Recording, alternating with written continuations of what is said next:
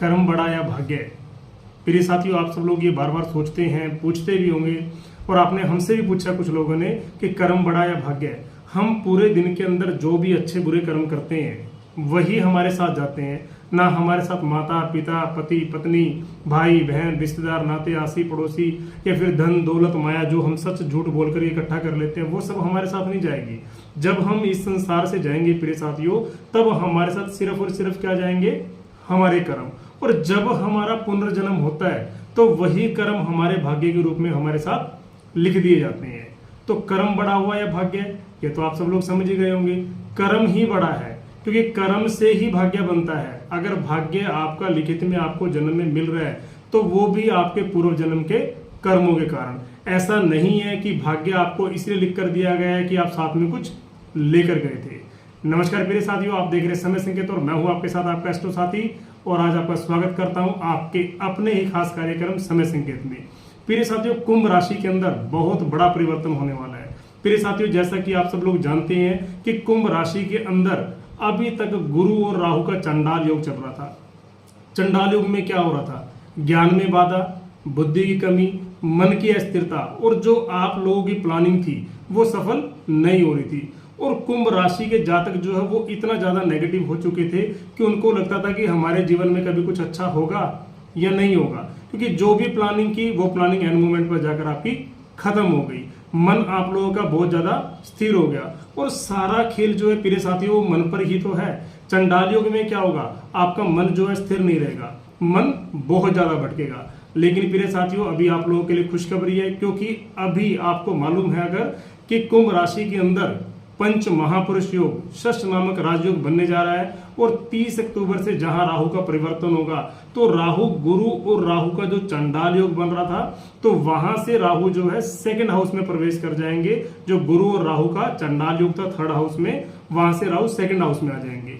Rahu second house में आकर कुंभ राशि वालों को जहां धन में वृद्धि देंगे, व्यापार में नौकरी में तरक्की देंगे, धन आपके पास खुलकर आएगा, जो धन संबंधी कष्ट था वो दूर होगा। तो वहीं पर आपकी कोई मानसिक समस्या थी, पारिवारिक समस्या थी, या आपका जो इम्यूनिटी सिस्टम था वो वीक था, आपको कोई हेल्थ संबंधी इश्यूज थे, वो खत्म हो गए। लेकिन प्रिय साथियों, आपको इस बात का भी ध्यान रखना है कि राहु सेकंड हाउस में आकर आपको कई बार भोगी प्रवृत्ति का बना देते हैं।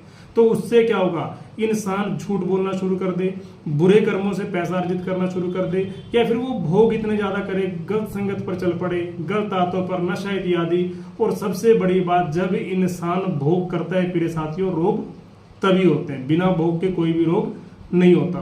तो आपको इस चीज का ध्यान रखना है कि आपको अपनी वाणी पर नियंत्रण करना है। और सबसे बड़ी बात, जब आपकी वाणी पर नियंत्रण होगा, जब आप झूठ नहीं बोलेंगे, तो यही राहु आपको धन संबंधी लाभ अच्छा देंगे। भोग पर आप प्रॉपर नियंत्रण रखिए। और जैसे ही नवंबर माह की शुरुआत होगी तो कुंभ राशि वालों के लिए खुशखबरी लव लाइफ में भी आएगी। लव लाइफ में कैसी खुशखबरी? अगर आपको लग रहा था कि मेरा पार्टनर मुझे छोड़कर जा रहा है, मेरा पार्टनर मुझसे अच्छे से बात नहीं करता, या मेरे विवाह में बाधा आ रही है, फैमिली जो है एग्री नहीं हो रही, कुछ भी कारण था, क्योंकि चंडाल योग के कारण आपके विवाह में बाधा आती है, शादी होते होते रुक जाती है, रिश्तों में दरार पड़ जाती है।